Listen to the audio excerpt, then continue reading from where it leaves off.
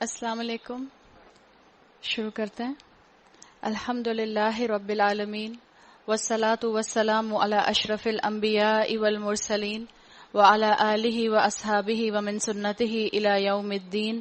اللہم اجعلنا منہم ومن الذین آمنوا وعملوا الصالحات وتواصوا بالحق وتواصوا بالصبر. آمین یا رب العالمین. فاعوذ باللہ من الشیطان الرجیم. بسم اللہ الرحمن الرحیم. رب اشرح لی صدری ویسر لی امری واحلل عقدۃ من لسانی یفقہوا قولی. اللہم ثبتنا عند الموت بلا الہ الا اللہ. اے ہمارے اللہ، ہمیں ہماری موت پر کلمہ لا الہ الا اللہ پر ثابت قدم رکھیے. آمین یا رب العالمین. سورۃ البقرہ آیت نمبر 211 سے ہم شروع کریں گے. پارہ نمبر 2. سل بنی اسرائیل کم آتیناہم من آیت بینات ومن یبدل نعمت اللہ من بعد ما جاءتہ فإن اللہ شدید العقاب. بنی اسرائیل سے پوچھو کیسی کیسی کھلی نشانیاں ہم نے انہیں دکھائی ہیں، اور پھر بھی یہ انہی سے پوچھ لو کہ اللہ کی نعمت، یعنی اللہ کی نعمت کون سی؟ ہدایت. اللہ کی نعمت ہدایت پانے کے بعد جو قوم اس کو بدبختی سے بدلتی ہے، اللہ اسے کیسی سخت سزا دیتا ہے. ہم نے کل جن آیات پر مکمل کیا تھا، وہاں آیت نمبر 208 میں آیا تھا کہ اسلام میں پورے کے پورے داخل ہو جاؤ. ادخلوا فی السلم کافہ. اپنے جذبات کو ایک طرف کر دو، اپنی لاجکس کو ایک طرف کر دو. تمہیں جیسا بھی دین اور شریعت دی جا رہی ہے اس کے اندر پورے کے پورے شامل ہو جاؤ. وہ کہتے ہیں کہ عقل کو آپ اپنا جو گارڈ بناتے ہیں تو اسے ایک لمٹ تک اپنا گارڈ بنائیں، ورنہ عقل اللہ کے قوانین کے لیے مجھے اور آپ کو ایسی ایسی لاجکس دیتی ہے کہ آپ اور میں پھر ڈاؤٹس کا شکار ہوتے ہیں، شبہات کا شکار ہوتے ہیں اور ہدایت سے بہت دور نکل جاتے ہیں. بنی اسرائیلیوں کا معاملہ بھی یہی ہوا تھا کہ انہوں نے، اللہ تعالیٰ نے ان کو جو نعمت ہدایت دی تھی، انہوں نے اس سے اپنا پیچھا چھڑا لیا. آج مسلمان قوم بالکل بنی اسرائیلیوں ہی کا آئینہ بنی ہوئی ہے، انہی کا ریفلیکٹنگ مرر بنی ہوئی ہے. اور اللہ تعالیٰ نے انہی سے کہا تھا ضربت علیہم الذلۃ والمسکنہ. اللہ تعالیٰ نے ان پر ذلت اور مسکنت دے ماری تھی.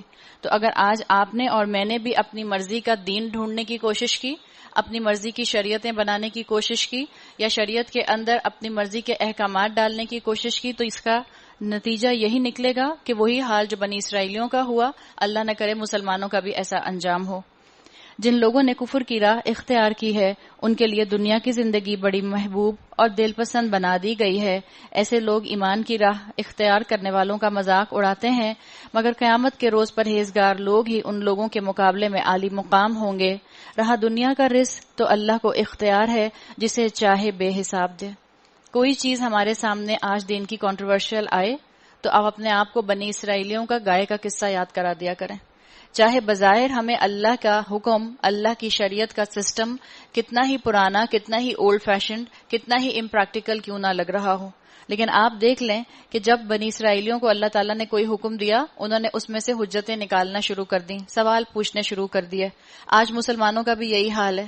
جہاں جس عمل کو ہمارا کرنے کا دل نہیں کرتا اس کو ہم کنٹروورشل کہہ کر ایک طرف ایک کونے میں ڈال دیتے ہیں کہ اس کے اوپر تو علماء دینی متفق نہیں ہے، لہٰذا اس کو ایک طرف ڈال دیا جائے. اس چیز کے لیے اپنے دل سے دعا کریں کہ اللہ تعالیٰ میرا دل ان چیزوں کے لیے کھول دے جن سے اللہ محبت کرتا ہے، جن کاموں کو اللہ نے اپنی شریعت میں محبوب کیا ہے. آپ صلی اللہ علیہ وسلم کی دعا آتی ہے، مسنون دعا، اللہم وفقنی لما تحب وترضی. اللہ تعالیٰ مجھے وہ سارے کام کرنے کی توفیق دے دے جن سے آپ مجھ سے راضی ہو جائیں اور جو آپ کو محبوب ہیں. کان الناس امتا واحدہ. ابتدا میں سب لوگ ایک ہی طریقے پر تھے. اللہ تعالیٰ نے بتا دیا کہ ابتدا میں، یعنی جس رسول کو جو شریعت دی گئی اس شریعت کے ماننے والے سب مسلمان تھے. بعد میں انہوں نے اپنے نام بدل لیے. کسی نے اپنا نام یہودی رکھ لیا، کسی نے اپنا نام عیسائی رکھ لیا، کسی نے کوئی مذہب اپنا لیا، کسی نے کوئی مذہب اپنا لیا. انیشیلی تمام انبیاء کو جو شریعت دی گئی تھی اس کو فالو کرنے والے سب مسلم ہوا کرتے تھے. پھر یہ حالت باقی نہ رہی اور اختلافات رونما ہوئے. تب اللہ نے نبی بھیجے جو راست روی پر بشارت دینے والے اور کج روی کے نتائج سے ڈرانے والے تھے، اور ان کے ساتھ کتاب برحق نازل کی تاکہ حق کے بارے میں لوگوں کے درمیان جو اختلافات رونما ہو گئے تھے ان کا فیصلہ کرے. اختلاف ان لوگوں نے کیا جنہیں حق کا علم دیا جا چکا تھا. انہوں نے روشن ہدایات پا لینے کے بعد محض اس لیے حق کو چھوڑ کر مختلف طریقے نکالے کہ وہ آپس میں زیادتی کرنا چاہتے تھے. لا علم انسان کا جو اختلاف ہوتا ہے وہ علم آنے کے بعد دور ہو جاتا ہے، لیکن علم والے کا ہی اگر اختلاف دور نہ ہو تو پھر کیا فائدہ. علم والے کا اختلاف اسکالرز کہتے ہیں کہ میلیگننٹ ہوتا ہے. اگر علم والا اختلاف کے اندر پڑ جائے تو پھر اس کا دل کبھی بھی شکوک و شبہات سے صاف نہیں ہوتا. اگر ایک انسان لا علم ہے اور پھر وہ شک کا شکار ہو رہا ہے تو امید ہے کہ جیسے ہی اس کے پاس علم آئے گا وہ اپنی اصلاح کر لے گا. آپ اور میں بہت سا قرآن کا علم جانتے ہیں، بہت سے احکامات ہماری نالج میں ہیں، اس کے باوجود ہم عمل کے لیے قدم کیوں نہیں اٹھا پاتے؟ اس لیے کہ ہمارے اندر رب سے محبت، رب کی بندگی، رب کے ساتھ ایموشنل بانڈنگ یہ بہت کمزور ہے. پس جو لوگ انبیاء پر ایمان لے آئے انہیں اللہ نے اپنے اذن سے اس حق کا راستہ دکھا دیا جس میں لوگوں نے اختلاف کیا تھا. اللہ جسے چاہتا ہے راہ راست دکھا دیتا ہے. ام حسبتم ان تدخلوا الجنہ ولما یأتکم مثل الذین خلوا من قبلکم، پھر کیا تم لوگوں نے یہ سمجھ رکھا ہے یوں ہی جنت کا داخلہ تمہیں مل جائے گا، حالانکہ ابھی تم پر وہ سب کچھ گزرا ہی نہیں جو تم سے پہلے ایمان لانے والوں پر گزر چکا ہے. ان پر سختیاں گزریں، مصیبتیں آئیں، ہلا مارے گئے، حتیٰ کہ وقت کا رسول اور اس کے ساتھی اہل ایمان چیخ اٹھے کہ اللہ کی مدد کب آئے گی. متی نصر اللہ، اللہ تعالیٰ کی طرف سے کیا جواب آیا؟ الا ان نصر اللہ قریب، ہاں اللہ کی مدد قریب ہی ہے. یاد رکھیں اسکالرز کہتے ہیں کہ آزمائش اس پر آتی ہے جس کے لیے اللہ تعالیٰ نے اس کو جنت میں داخل کرنے کا ارادہ کر لیا ہوتا ہے. اللہ نے اس کے لیے کوئی نہ کوئی اچھا مقام سوچ کر رکھا ہوتا ہے. اور اگر آپ اور میں چاہتے ہیں کہ آپ اور میں ایمان کا دعویٰ کریں اور آپ پر اور مجھ پر کوئی آنچ نہ آئے، کوئی پریشانی نہ آئے، کوئی مشکل نہ آئے، تو اللہ تعالیٰ نے یہاں آپ کی اور میرے لیے یہ بات کہہ دی. ام حسبتم ان تدخلوا الجنہ، سورۃ العنکبوت پڑھیں گے تو وہاں آیت نمبر 2 میں آتا ہے احسب الناس، کیا لوگوں نے گمان کیا ہے، ان یترکوا، کہ وہ ایسے ہی چھوڑ دیے جائیں گے، ان یقولوا آمنا، جب وہ کہیں گے کہ ہم ایمان لائے، وہم لا یفتنون، اور وہ آزمائے نہیں جائیں گے. جو ایمان کا دعویٰ کرے گا، جس نے دل سے کلمہ پڑھا، اب اس کو آزما کر ٹھوک بجا کر دیکھا جائے گا کہ کیا اس کے اندر واقعی ایمان ہے کہ نہیں، یا یہ صرف زبانی دعویٰ کر رہا ہے. ایسے ہی موقع کے اوپر جب آزمائش آتی ہے تو مومن اور منافق چھٹ جاتے ہیں، الگ الگ فلٹر ہو جاتے ہیں. مومن آزمائش پر جم جاتا ہے، منافق آزمائش میں اپنے قدم پیچھے چھوڑ کر بھاگ جاتا ہے، اس لیے کہ منافق اپنا کمفرٹ زون نہیں چھوڑ سکتا. اور ہم یاد رکھیں اللہ کا سودا مہنگا ہے اور اللہ کا سودا جنت ہے. اگر ہمیں جنت کی قیمت ادا کرنی پڑے اس دنیا کے اندر تو تھوڑی سی محنت کر کے ادا کر دیں. اور یاد رکھیں وہی اللہ کے قرآن کی آیت کو سبقت اللہ پہلے پارے کی، جو ہمیں پورے قرآن میں یہ یاد دلاتی ہے کہ اگر ہم چاہتے ہیں کہ ہمارے اوپر اللہ کا رنگ آئے تو آزمائشوں کی بھٹی سے ہمیں گزارا جائے گا. اور ہماری آزمائشوں کی بھٹی کیا ہوگی؟ ہمیں کون سا تلواریں لے کر جو ہے وہ قتال کے لیے نکلنا پڑے گا؟ ہماری آزمائش ہماری اولاد کے ذریعے ہمارے سامنے آئے گی. ہماری آزمائش ہمارے پیارے رشتہ داروں کے ذریعے ہمارے سامنے آئے گی.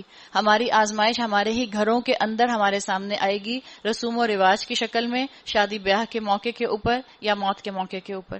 یہی آپ کی اور میری آزمائشیں ہیں. اگر ان آزمائشوں کے اوپر آپ نے اور میں نے رسول اللہ صلی اللہ علیہ وسلم کا بتایا ہوا دین اڈاپٹ کر لیا تو سمجھ لیں کہ آپ کامیابی کے ساتھ ان آزمائشوں سے گزر گئیں. اور اگر آپ اور میں وقت کے فلو میں ساتھ ساتھ بہ گئے، ہم نے کہا چلو تم ادھر کو ہوا ہو جدھر کی، تو پھر معاملہ یہ ہوگا کہ ہم آزمائش میں پورے نہیں اترے. اللہ تعالیٰ نے یہاں یہ بات واضح کر دی ہے کہ مشکلات تو مومن پر آتی ہیں، اللہ ان کو ٹھوک بجا کر دیکھ لیتا ہے. یسألونک ماذا ينفقون، لوگ پوچھتے ہیں ہم کیا خرچ کریں. جواب دو کہ جو بھی مال تم خرچ کرو اپنے والدین پر، رشتہ داروں پر، یتیموں اور مسکینوں اور مسافروں پر خرچ کرو، اور جو بھلائی بھی تم کرو گے اللہ اس سے باخبر ہوگا. یہ یہاں سے آگے بڑھنے سے پہلے، خرچ کرنے کی بات سے پہلے ایک چیز اور ذہن میں رکھیں. جو بھی ہم نے مشکلات کی بات کی، مشکلات دنیا میں بھی اگر ہمیں کوئی کامیابی چاہیے ہوتی ہے تو یہ بتائیں کہ کیا ہاتھ پر ہاتھ رکھ کر بیٹھے رہتے ہیں اور کامیابی مل جاتی ہے، یا محنت کرنی پڑتی ہے؟ محنت کرنی پڑتی ہے. آپ میں سے جو مائیں ہیں، آپ مائیں اس بات کو اپنے دل پر رکھ کے سوچیں اور بتائیں اگر آپ نے ڈیلیوری کی مشکل نہ اٹھائی ہوتی، اگر آپ کو لیبر پین نہ آئے ہوتے تو آپ بچے کی نعمت کو اپنی گود میں اٹھا سکتی؟ ایک معمولی سی دنیا کی نعمت حاصل کرنی ہو تو کتنی محنت کرنی پڑتی ہے. آپ کسی اچھے کریئر کو اپنانا چاہیں، اچھے پروفیشن کو اپنانا چاہیں تو کیا محنت کرنی پڑتی ہے کہ نہیں کرنی پڑتی؟ بچے اپنی خواہشات کو تھوڑی دیر کے لیے ایک سائڈ پر رکھتے ہیں کہ نہیں رکھتے؟ تو جب اللہ نے جنت بنا دی اور اتنی قیمتی جنت بنا دی تو اس کے لیے بھی آپ کو اور مجھے آزمائشوں کی بھٹی سے گزارا جائے گا. اب یہاں جو خرچ کرنے کی بات آئی تو اس میں یہ بتا دیا گیا کہ خرچ کرنے کے لیے تمہارے پاس کون کون سے دنیا میں اینگلز ہیں. سب سے پہلے اپنے والدین پر خرچ کرو، پھر رشتہ داروں پر خرچ کرو، یتیموں، مسکینوں اور مسافروں پر خرچ کرو. اس کے بعد خرچ کرنے کے بعد اللہ تعالیٰ نے آگے قتال کا ذکر کیا. تمہیں جنگ کا حکم دیا گیا ہے اور وہ تمہیں ناگوار ہے. یعنی اللہ تعالیٰ یہ بات بتا رہے ہیں کہ تمہیں جنگ کرنا برا لگتا ہے. تو یہ بات ذہن میں رکھ لو کہ مسلمان کبھی بھی خوشی خوشی جنگ نہیں کر رہے ہوتے. ہم نے بات کی تھی پہلے بھی کہ اسلام کا مزاج کیا ہے، اسلام کا موٹو کیا ہے، have war in order to have peace. مسلمان بلڈ تھرسٹی نہیں ہوتے کہ جس کو دیکھیں اس کو مارنے کے لیے، قتال کرنے کے لیے آگے بڑھ جائیں. مسلمان امن قائم کرنے کے لیے آگے بڑھتا ہے اور قتال کرتا ہے. تو اللہ نے کہہ دیا ہمیں معلوم ہے کہ تمہیں یہ ناگوار ہے. ہو سکتا ہے کہ ایک چیز تمہیں ناگوار ہو اور وہی تمہارے لیے بہتر ہو، اور ہو سکتا ہے کہ ایک چیز تمہیں پسند ہو اور وہی تمہارے لیے بری ہو. اللہ جانتا ہے، تم نہیں جانتے. ہو سکتا ہے کوئی دنیا کی نعمت آپ کو بہت شدت سے چاہیے ہو لیکن آپ کی اور میرے لیے اس کے اندر خیر نہ ہو تو اللہ نہ دے. اور ہو سکتا ہے کوئی بظاہر آپ کی اور میرے پاس چیز ہو لیکن ہمیں اس کا کوئی ایک اینگل پسند نہ ہو تو یاد رکھیں وہ بلیسنگ ان ڈسگائز ہو سکتا ہے، اللہ کی طرف سے خاص رحمت ہو سکتا ہے. اللہ کے ماننے پر اپنے معاملات کو چیک کرو. اور اسی طرح سے اگر تلخ حالات آئیں تو تلخ حالات میں سے بھی خیر نکالنے کی کوشش کرو. کوئی چھوٹی مشکل آئے تو یہ سمجھ لو کہ اللہ تعالیٰ نے کسی بڑی مشکل سے بچا لیا. مثال کے طور پر خدا نہ خواستہ کسی کی گاڑی کا ایکسیڈنٹ ہو جاتا ہے تو یہ سوچ لے کہ اللہ کا شکر ہے گاڑی کو نقصان ہوا، کوئی جانی نقصان نہیں ہوا. اللہ تعالیٰ نے یہ کہہ دیا کہ تمہارے لیے آزمائش کے اندر بھی خیر ہو سکتی ہے. لوگ پوچھتے ہیں ماہ حرام میں لڑنا کیسا ہے؟ کہو اس میں لڑنا بہت برا ہے، مگر راہ خدا سے لوگوں کو روکنا اور اللہ سے کفر کرنا اور مسجد حرام کا راستہ اللہ والوں پر بند کرنا اور حرم کے رہنے والوں کو وہاں سے نکالنا اللہ کے نزدیک اس سے بھی زیادہ برا ہے. والفتنة اکبر من القتل. فتنہ جو ہے، خون ریزی جو ہے، وہ فتنہ خون ریزی سے شدید تر ہے. اور کل ہم نے فتنے کی بات کی تھی کہ فتنہ ایسے ماحول کو کہتے ہیں جس کے اندر نیکیاں کرنا مشکل ہو جائے اور گناہ کرنا آسان ہو جائے، جہاں ماحول نیکیوں کے لیے کنڈیوسیو نہ ہو. یہ جو کافر آج کل آپ کو نظر آتے ہیں انجرڈ سینس آف جسٹس کے ساتھ اور مسلمانوں کو برا بھلا کہتے ہیں، یہ بات بتا دی گئی اس قرآن کے ذریعے کہ 1450 سال پہلے بھی کفار کا یہی کلیم ہوا کرتا تھا کہ مسلمانوں کے خلاف ہم جسٹس قائم کرنے نکل رہے ہیں. اور آج کے کفار کا بھی یہی کلیم ہے کہ مسلمانوں نے جو اتنی زیادہ انارکی دنیا میں مچائی ہوئی ہے، ہم اس کو درست کرنے کے لیے، ہم اس کے امینڈمنٹس کے لیے جو ہیں وہ ملکوں کے اندر امن قائم کرنے آگے بڑھ رہے ہیں اور اس کے ذریعے وہ فتنہ پھیلاتے ہیں. اللہ نے کہہ دیا فتنہ خون ریزی سے شدید تر ہے. وہ تو تم سے لڑے ہی جائیں گے حتیٰ کہ اگر ان کا بس چلے تو تمہارے دین سے تم کو پھیر لے جائیں. اور خوب سمجھ لو کہ تم میں سے جو کوئی اپنے دین سے پھرے گا اور کفر کی حالت میں جان دے گا اس کے اعمال دنیا اور آخرت دونوں میں ضائع کر دیے جائیں گے. ایسے لوگ سب جہنمی ہیں اور ہمیشہ جہنم میں ہی رہیں گے. یہاں پر اپوسٹیٹ کا ذکر ہے، مرتد کا، جو اسلام لانے کے بعد اسلام کے دائرے سے باہر نکل جائے. بخلاف اس کے جو لوگ ایمان لائے ہیں اور جنہوں نے اللہ کی راہ میں اپنا گھر بار چھوڑا اور جہاد کیا ہے، وہ رحمت الہی کے جائز امیدوار ہیں. اللہ ان کی لغزشوں کو معاف کرنے والا اور اپنی رحمت سے انہیں نوازنے والا ہے. اللہ تعالیٰ نے یہاں یہ بات واضح کر دی کہ اگر ہم اللہ کے راستے پر چلنے کی کوشش کر رہے ہیں، اگر ہم نے اپنی روٹین میں اپنے آپ کو اللہ کے راہ میں کھپایا ہوا ہے، اس کے بعد ہم سے کوئی غلطی، کوئی لغزش، کوئی گناہ، کوئی خطا ہو جاتی ہے تو اللہ آپ کے لیے غفور اور رحیم ہے. اللہ تب تواب الرحیم ہے، بہت زیادہ معاف کرنے والا، توبہ قبول کرنے والا ہے.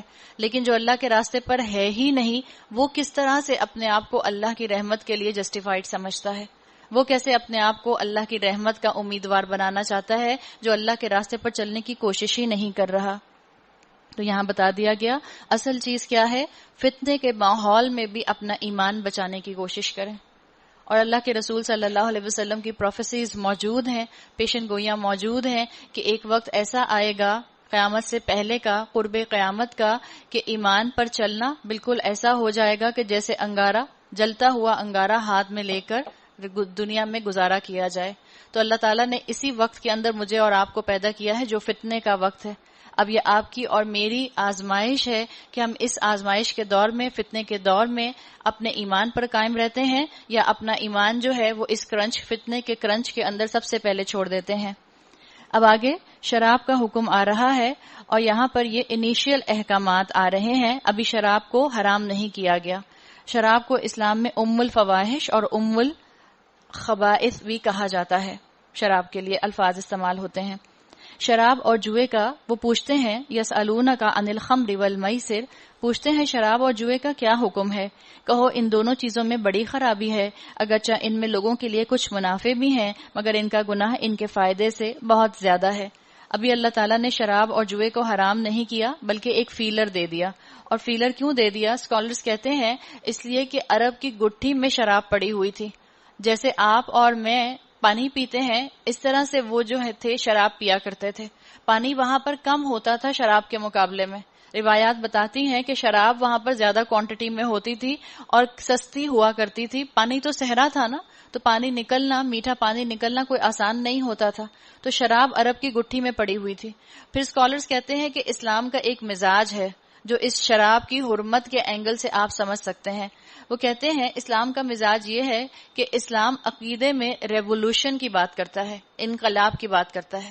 جب عقیدہ بدلنے کی بات آئے تو فوراً اپنا عقیدہ درست کر لیں. رسول اللہ صلی اللہ علیہ وسلم کا کیا مقام ہے، جب پتہ چل جائے تو فوراً اپنا عقیدہ درست کر لیں. اللہ کو اللہ کے مقام پر رکھیں، اس کی صفات کے ساتھ رکھیں. جب پتہ چل جائے فوراً اپنا عقیدہ درست کر لیں. لیکن عمل کے لیے اسکالرز کہتے ہیں اسلام میں ایوولوشن ہے. سٹیپ بائی سٹیپ عمل کرائے جاتے ہیں. سٹیپ بائی سٹیپ اللہ تعالیٰ قرآن کے قریب بلاتا ہے. سٹیپ بائی سٹیپ اللہ تعالیٰ نے چیزوں کی حرمت رکھی ہے. چیزوں کو اللہ تعالیٰ نے سٹیپ بائی سٹیپ حرام کیا ہے. اور شیطان جس طرح سے آپ کو اور مجھے ان حرام چیزوں کے ساتھ اٹریکشن لے کر آتا ہے، جیسے سٹیپ بائی سٹیپ ہم پیچھے ہو رہے ہوتے ہیں وہ سٹیپ بائی سٹیپ ہمیں آگے لے کر جا رہا ہوتا ہے. تو دو چیزوں کا خیال رکھیں. اسلام میں عقیدے کے اندر کیا ہے؟ ریولوشن، انقلاب. اور عمل کے اندر کیا ہے؟ ایوولوشن. گریجولی آپ کو اور مجھے اسلام کے اندر آنا ہوتا ہے. اللہ کو پتا ہے نا ہماری عادتیں اگر ہیں تو ہمارا کمفرٹ زون ہے، اور کمفرٹ زون کو چھوڑنا آسان نہیں ہوتا. کمفرٹ زون کو چھوڑنے کے لیے وقت لگتا ہے، بہت ہمت چاہیے ہوتی ہے، بہت اسٹرینتھ چاہیے ہوتی ہے. تو اس لیے اللہ تعالیٰ نے یہاں پر سٹیپ بائی سٹیپ یہ بات بتائی کہ شراب کے اندر فائدے کم ہیں اور نقصان زیادہ ہیں. پوچھتے ہیں ہم راہ خدا میں کیا خرچ کریں؟ کہو جو کچھ تمہاری ضروریات سے زیادہ ہو، جو کچھ سرپلس ہو اسے خرچ کر دو. اللہ کے رسول صلی اللہ علیہ وسلم نے اپنی پوری زندگی عظیمت کے درجے پر گزاری. سرپلس کا مطلب کیا ہے کہ وہ اپنے پاس کچھ رکھتے ہی نہیں تھے. اپنی پوری زندگی میں رسول اللہ صلی اللہ علیہ وسلم کو زکوٰۃ دینے کا موقع ہی نہیں ملا، اس لیے کہ اتنا مال ان کے پاس جمع ہی نہیں ہوا. اللہ تعالیٰ نے مجھے اور آپ کو سارے لیولز دکھا دیے ہیں. ایسے صحابہ بھی گزرے جو بہت مالدار تھے اور زکوٰۃ دیا کرتے تھے، اور ایسے رسول کی مثال بھی ہمارے سامنے ہے، اور ایسے صحابیوں کی مثال بھی ہمارے سامنے ہے کہ جنہوں نے سرپلس اپنے پاس کچھ بھی نہیں رکھا. ادھر آتا تھا ادھر مال خرچ کر دیا کرتے تھے. حضرت عائشہ رضی اللہ عنہا کے بارے میں آتا ہے کہ اشرفیوں کی اشرفیاں ان کے پاس آیا کرتی تھیں، جھولی میں لے کر بیٹھ جایا کرتی تھیں اور ایک ایک کر کے سب بانٹ دیا کرتی تھیں، اور جب کھڑی ہوتی تھیں جھولی جھاڑ کر کھڑی ہو جاتی تھیں. اتنے کی کنیز کہا کرتی تھی کہ 2-4 اشرفیاں رکھ لیتی تاکہ ہم آٹا خرید کے لے آتے اور ہم روٹی بنا لیتے یا میں گیہوں لے آتی. ایسے اللہ کی راہ میں خرچ کرتے تھے. تو آپ اور میں، رمضان کا مہینہ ہے، اللہ کی راہ میں دل کھول کر خرچ کریں. زکوٰۃ بھی ادا کریں، اور زکوٰۃ بھی کوشش کیا کریں تھوڑی بڑھا کر ادا کر دیں. اللہ کو پسند آئے گا آپ کا عمل انشاءاللہ. کیا پتہ ہمارا تھوڑا سا بڑھا کر زکوٰۃ کا نکالنا ہماری کسی کمی کوتاہی کو دور کرنے کا باعث بن جائے. اور یہ مہینہ چیریٹی کا مہینہ ہے، خوب صدقہ بھی کریں. فرض صدقہ بھی کیجیے اور نفلی صدقات بھی کیجیے. اسی طرح اللہ تمہارے لیے صاف صاف احکام بیان کرتا ہے شاید کہ تم دنیا اور آخرت دونوں کی فکر کرو. اس لیے کہ آج ہم دنیا والوں پر خرچ کریں گے تو کل اللہ ہم پر خرچ کرے گا. حدیث کا مفہوم آتا ہے انفق انفق علیک، تم خرچ کرو تاکہ تم پر خرچ کیا جائے. آج ہم اللہ کی راہ میں دیں گے، اللہ کا تو وعدہ ہے اللہ ایک دانے کو 700 دانوں کے اندر کنورٹ کر دے گا. اللہ 1 روپے کو 700 روپے میں کنورٹ کر دے گا، 7000 میں کنورٹ کر دے گا. آج آپ سے کوئی کہے کہ اپنا ایسا بزنس اپرچونٹی ہے کہ جس میں اگر آپ 1 روپیہ لگائیں گے تو آپ کو ریٹرن میں 7000 ملیں گے، ہم میں سے کون ایسا بزنس چھوڑنا چاہے گا؟ کوئی بھی نہیں چھوڑنا چاہے گا. تو اللہ تعالیٰ نے اپنی راہ میں خرچ کرنے کے لیے یہاں پر ترغیب دی ہے. پوچھتے ہیں یتیموں کے ساتھ کیا معاملہ کیا جائے؟ کہو جس طرز عمل میں ان کے لیے بھلائی ہو وہی اختیار کرنا بہتر ہے. اگر تم اپنا اور ان کا خرچ اور رہنا سہنا مشترک رکھو تو اس میں کوئی مذائقہ نہیں، آخر وہ تمہارے بھائی بندی تو ہیں. برائی کرنے والے اور بھلائی کرنے والے دونوں کا حال اللہ پر روشن ہے. اللہ چاہتا تو اس معاملے پر تم پر سختی کرتا، مگر وہ صاحب اختیار ہونے کے ساتھ ساتھ صاحب حکمت بھی ہے. ہر کام یاد رکھیں نیکی ہے جب آپ اس کو اللہ کی رضا کے لیے کریں. کسی یتیم کی سرپرستی بھی کریں تو اس لیے نہیں کہ کیونکہ یتیم کی انہیریٹنس میں بہت سارا مال ہے. یتیم کی اگر آپ نے سرپرستی بھی کرنی ہے، اس کے گارجین بھی اگر آپ کو بننا ہے، اللہ کی رضا کے لیے. تم مشرک عورتوں سے ہرگز نکاح نہ کرنا جب تک کہ وہ ایمان نہ لے آئیں. ایک مومن لونڈی مشرک شریف زادی سے بہتر ہے اگرچہ وہ تمہیں بہت پسند ہو. اور اپنی عورتوں کے نکاح مشرک مردوں سے کبھی نہ کرنا جب تک کہ وہ ایمان نہ لے آئیں. ایک مومن غلام مشرک شریف سے بہتر ہے اگرچہ وہ تمہیں بہت پسند ہو. یہ لوگ تمہیں آگ کی طرف بلاتے ہیں، اللہ اپنے اذن سے تم کو جنت اور مغفرت کی طرف بلاتا ہے اور وہ اپنے احکام واضح طور پر لوگوں کے سامنے بیان کرتا ہے. توقع ہے کہ وہ سبق لیں گے اور نصیحت قبول کریں گے. تو اللہ تعالیٰ نے یہاں بتا دیا کہ سوچ سمجھ کر شادی کی جائے، اس لیے کہ شادی کے اثرات، نکاح کے اثرات نسلوں تک جاتے ہیں. سوچ سمجھ کے یہ معاملے کرنے چاہیے. رسول اللہ صلی اللہ علیہ وسلم نے جو کرائیٹیریا بتایا ہے کہ اپنے لیے جب ساتھی چنو، زوج چنو، تو اس میں کون سی کوالٹیز دیکھو، پریفرنس اس میں دین کو دو. جب آپ اپنے بیٹوں کے لیے بہویں لینے جائیں، بیٹیاں تلاش کرنے جائیں دوسروں کی، جب آپ اپنے لیے داماد تلاش کرنے جائیں تو کیسی پریفرنس رکھیں؟ اس میں دین کی پریفرنس رکھیں. ہم دین کی پریفرنس رکھتے ہیں؟ ہم کہتے ہیں اگر ہم ڈیفینس میں رہتے ہیں تو ہماری بچی کیسے نارتھ نازم آباد میں جا سکتی ہے؟ پھر ہمارا دین کہاں چلا جاتا ہے؟ وہ درس کی کلاسز کہاں چلی جاتی ہیں؟ وہ قرآن کا پڑھنا پڑھانا کہاں چلا جاتا ہے؟ رسول اللہ صلی اللہ علیہ وسلم کی احادیث سن کر ہمارے سر تو بہت جھومتے ہیں، ہم واہ واہ اور سبحان اللہ تو بہت کرتے ہیں. جب عمل کی باری آتی ہے تو ہم عمل میں سب سے پیچھے رہ جاتے ہیں. اللہ تعالیٰ نے کرائیٹیریا بتا دیا اپنے رسول کے ذریعے کہ اپنے نکاح کے معاملے میں پریفرنس دین کو دینا تاکہ تمہاری آخرت بھی سنورے اور دنیا بھی سنورے. وَيَسْأَلُونَكَ عَنِ الْمَحِيضِ، پوچھتے ہیں حیض کا کیا حکم ہے؟ کہو وہ ایک گندگی کی حالت ہے، اس میں عورتوں سے الگ رہو. فَاعْتَزِلُوا النِّسَاءَ فِي الْمَحِيضِ، عورتوں سے الگ رہو. وَلَا تَقْرَبُوهُنَّ حَتَّى يَطْهُرْنَ، اور ان کے قریب نہ جاؤ جب تک کہ وہ پاک صاف نہ ہو جائیں. اب اسے کون ایکسپلین کرے گا کہ ان کے قریب بھی مت جاؤ؟ مثال کے طور پر اگر بیوی کو پیریڈز ہوئے ہیں تو اگر آپ صوفے پر بیٹھے ہیں اور آپ کو پتا چلا کہ بیوی کو پیریڈز ہوئے تو آپ پھدک کے دوسری کرسی پر چلے جائیں یا دوسرے صوفے پر چلے جائیں کہ میں تمہارے سامنے نہیں بیٹھ سکتا، تمہارے ساتھ نہیں بیٹھ سکتا. قرآن میں تو آتا ہے وَلَا تَقْرَبُوهُنَّ، ان کے قریب بھی مت پھٹکنا. یہ تو جہالت کی باتیں ہیں اور ہم جانتے ہیں ابھی وقت نہیں ہے ہمارا کہ ہم اس چیزوں کو ڈسکس کریں کہ ایسے معاشرے بھی رہے ہیں کہ عورت کے پیریڈز کے دنوں میں عورت کو کمروں کے اندر بند کر دیا جاتا تھا، ان کو الگ رکھا جاتا تھا، ان کو کچن میں نہیں آنے دیا جاتا. اب بھی آج کل بھی شاید یہ چیزیں انڈیا کے اندر آپ کو ہندوؤں میں مل جائیں گی کہ وہ ان کو کھانا پکانے کے لیے کچن میں نہیں آنے دیتے جب عورتیں پیریڈ سے ہوتی ہیں. شاید اب پڑھے لکھے ہو گئے ہیں تو ان کے اندر کچھ تبدیلی آ گئی ہو، لیکن ٹریڈیشنل ہندو ایسا ہی ہے. اللہ تعالیٰ نے یہ یہاں پر کہہ دیا کہ ان کے قریب بھی مت جانا. کون ایکسپلین کرے گا اس چیز کو کہ قریب بھی مت جانے کی کیا بات ہے؟ حضرت عائشہ رضی اللہ عنہا کہتی ہیں کہ آپ حیض سے ہوا کرتی تھیں، اللہ کے رسول صلی اللہ علیہ وسلم آپ کی گود میں سر رکھ کر لیٹا کرتے تھے. اس سے کیا پتہ چلتا ہے؟ قریب بھی مت جانا کا مطلب یہ ہے کہ ان سے سیکشول ریلیشن شپ قائم نہ کیا جائے. باقی سارے کام کر سکتے ہیں جیسے آپ نارمل حالات میں کرتے ہیں. بیوی اور شوہر کے ویسے تعلقات سب رہ سکتے ہیں جیسے عام حالات میں ہوتے ہیں سوائے ان کے سیکشول ریلیشن شپ کے. اللہ کے رسول صلی اللہ علیہ وسلم نے حدیث نے اس بات کو واضح کر دیا.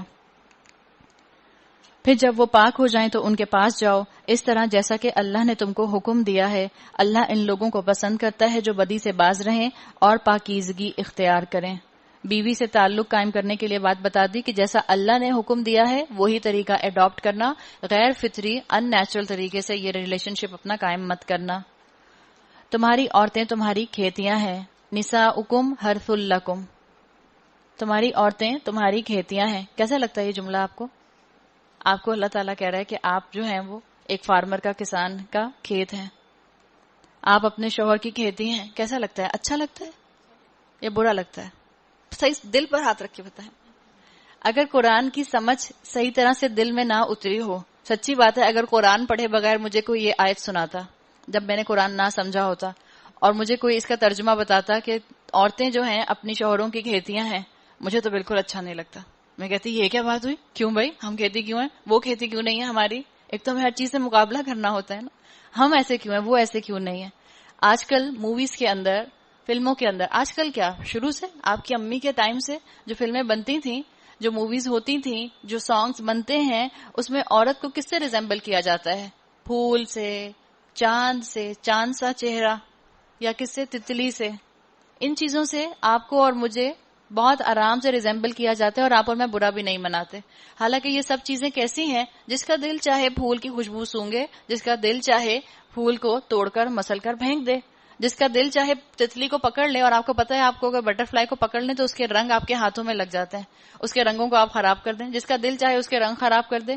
چاند جیسا چہرہ، جس کا دل چاہتا ہے چاند کو دیکھتا ہے. کوئی چاند چھپی ہوئی چیز ہے؟ اور چاند میں تو گڑھے بھی ہوتے ہیں، معلوم ہے نا آپ کو. چاند میں تو بڑھیا بھی رہتی ہے. یہ سب بچپن کی باتیں ہیں. تو آپ کو اور مجھے جن چیزوں سے دنیا نے ریزمبل کیا اس پر تو ہم نے اعتراض نہیں کیا. جس چیز پر اللہ نے آپ کو اور مجھے ریزمبل کیا اس پر ہم اعتراض کرتے ہیں. کھیتی کیوں کہا؟ کھیت کس کا ہوتا ہے؟ کسان کا ہوتا ہے. اور جس کسان کا کھیت ہوتا ہے، کیا وہ اس کے لیے پروٹیکٹیو انسٹنکٹ رکھتا ہے کہ نہیں رکھتا؟ کتنا اس کا خیال رکھتا ہے، کتنا اس کے لیے پروٹیکٹیو ہوتا ہے. کھیتی تو کسان کے حواسوں پر، اس کے نروز پر سوار ہوتی ہے. صبح ہوتی ہے، منہ اندھیرے اپنی کھیتی کے پاس چلا جاتا ہے، اس میں پانی ڈالتا ہے، اس میں گوڈی کرتا ہے، اس کو پلاؤ کرتا ہے، اس کی ساری ضروریات پوری کرتا ہے. دوپہر ہوتی ہے، کھانا کھائے گا، اپنی کھیتی کے پاس بیٹھ کر ہی کھانا کھاتا ہے. کہیں دور تو نہیں جاتا کسان. ذرا کسان اور کھیتی کا تو آپ ریلیشن شپ دیکھیں. اور رات میں بھی جب اس کو پانی دینا ہوتا ہے تو اپنی نیند توڑ کر اٹھتا ہے، اور جو اس کے پانی دینے کی باری ہوتی ہے وہ کسان جا کر اپنا راستہ بناتا ہے اور اپنی کھیتی کو پانی دیتا ہے. اپنی کھیتی کے لیے پروٹیکٹیو ہوتا ہے. اللہ تعالیٰ نے تو مجھے اور آپ کو پروٹیکشن میں رکھ دیا، لیکن ہم عورتوں کو عادت ہے ہر چیز میں ریبیلین ہونے کی.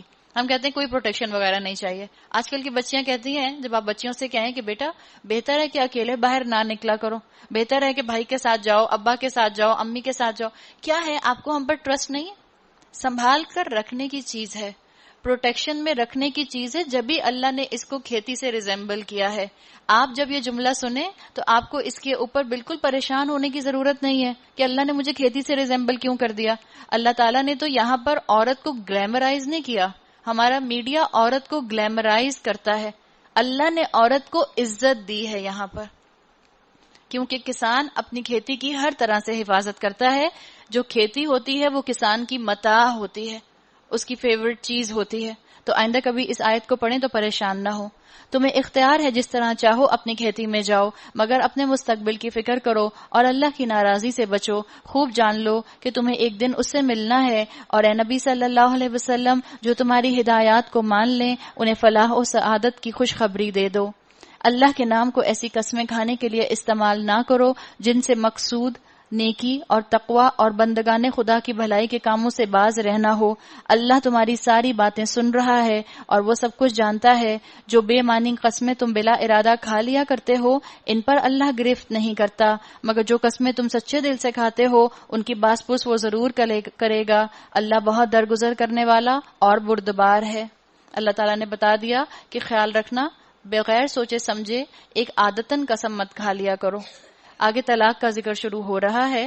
یعنی ایک بات ذہن میں رکھیں، آپ کی میٹس کو بھی اگر عادت ہے تکیہ کلام کے طور پر کہتے ہیں قسم کھاتی ہیں بات بات پر، تو ان کو سمجھائیں کہ بات بات پر قسم نہ کھایا کرو، یہ اللہ تعالیٰ کو پسند نہیں ہے. آگے طلاق کا ذکر شروع ہو رہا ہے. جو لوگ اپنی عورتوں سے تعلق نہ رکھنے کی قسم کھا بیٹھتے ہیں ان کے لیے 4 مہینے کی مہلت ہے. اگر انہوں نے رجوع کر لیا تو اللہ معاف کرنے والا اور رحیم ہے، اور اگر انہوں نے طلاق ہی کی ٹھان لی ہو تو جانے رہیں اللہ سب کچھ سنتا اور جانتا ہے. یعنی پسندیدہ نہیں ہے طلاق، لیکن اگر لیسر آف دا 2 ایول والا معاملہ ہے تو بہرحال طلاق کا آپشن اللہ تعالیٰ نے رکھا ہے جو اویل کیا جا سکتا ہے. اور آج جس ملک میں ہم رہتے ہیں اس ملک کے اندر طلاق کا ریٹ کتنی تیزی سے بڑھتا جا رہا ہے. 300-400 کیسز کورٹ کے اندر جو ہیں وہ ڈائیورس اور سیپریشن کے کم سے کم ایک شہر کے اندر آ جاتے ہیں. اور پورے شہر میں، پورے ملک میں کیا حال ہوگا. اور جو آپ کے انٹیریئر کی آبادی ہے اس کے اندر کے جو کیسز ہوتے ہیں وہ کیسز تو کورٹ تک پہنچتے بھی نہیں ہیں. حالانکہ اللہ نے حلال چیزوں میں سب سے ناپسندیدہ اس طلاق کو کہا ہے. طلاق ہونے کی کئی وجوہات ہیں، ہم یقیناً سب تو ڈسکس نہیں کر سکتے، لیکن ایک میجر چیز، آج کل کے بچے اور بچیوں کے اندر اوور ایکسپیکٹیشنز آ گئی ہیں. شوہر اپنی بیوی سے اوور ایکسپیکٹیشن کرتا ہے اور بیوی اپنے شوہر سے اوور ایکسپیکٹیشن رکھتی ہے. اور یہ اوور ایکسپیکٹیشن کا رکھنا یہ اس گلیمر کا نتیجہ ہے جس گلیمر کے درمیان میں ہمارے بچے دن رات رہتے ہیں. تو آپ کے اور میرے لیے سوچنے کا مقام ہے کہ آپ اور میں اپنے گھروں کی بھی حفاظت کریں اور اپنے بچوں کو بھی گروم کریں اس بات سے کہ فینٹیسی ورلڈ سے باہر نکلیں. ہر وقت شوہر آپ کی تعریف نہیں کر سکتا. Be realistic. جو ہم گانوں میں دیکھتے ہیں، جو ہم سانگز میں دیکھتے ہیں، جو ہم ویڈیو سانگز میں دیکھتے ہیں، جو ہم موویز میں دیکھتے ہیں، وہ ایک الگ ہی دنیا ہے، وہ فینٹیسی کی دنیا ہے. It's not a reality. کیا ہر وقت جیسے آپ کو ٹی وی میں عورتیں نظر آتی ہیں اتنا تیار فرسٹ کلاس بلو ڈرائی ہوا 41 ڈگری کے اندر، آپ کتنا بھی اے سی چلا لیں، آپ کے پورے گھر میں تو ہر وقت اے سی نہیں چل رہا ہوتا. آپ اے سی والے کمرے سے باہر نکلیں ایسے لگتا ہے کہ آپ تندور کے اندر آ گئے. یہ حال ہو رہا ہے گرمی کا. اب اس کے اندر آپ بلو ڈرائی کرا کے پھر رہی ہیں سارا دن. واہ واہ واہ. اور اس کے بعد آپ نے لپ گلاس بھی فرسٹ کلاس لگایا ہوا ہے اور آپ کو کوئی اثر ہی نہیں ہو رہا گرمی کا، ایک قطرہ پسینے کا نہیں آ رہا. کیا ایسا زندگی میں ہوتا ہے؟ کہیں بھی نہیں ہوتا. آپ تو اپنے بالوں کا اٹھا کر بن بھی بنا لیں تب بھی آپ کے پسینے کیسے ٹپک رہے ہوتے ہیں. This is a reality. This is a reality. اور کیا آپ کے شوہر ہر وقت اس موڈ میں ہوتے ہیں؟ بیگم کہاں جا رہی ہو، بیگم کیسی ہو، بیگم میرے پاس بیٹھو. کیا ہر ہسبینڈ کا ہر وقت موڈ ایسا ہوتا ہے؟ یہ ریالٹی نہیں ہے. اسی لیے طلاقوں کا اتنا ریشو بڑھ گیا ہے کہ ہماری بچیاں فینٹیسی ورلڈ میں رہتی ہیں، ہمارے بچے فینٹیسی ورلڈ میں رہتے ہیں. ان کو بیوی ہر وقت ویسی تیار چاہیے جیسی ان کو آفس میں اپنی کوئی سیکرٹری نظر آتی ہے، یا جیسی ان کو ٹی وی میں کوئی ماڈل نظر آ رہی ہوتی ہے، یا جیسی بل بورڈز کے اوپر ایک سے ایک شاندار ان کو خاتون نظر آ رہی ہوتی ہیں. تو اس اوور ایکسپیکٹیشنز کے ماحول سے نکلنے کی ضرورت ہے.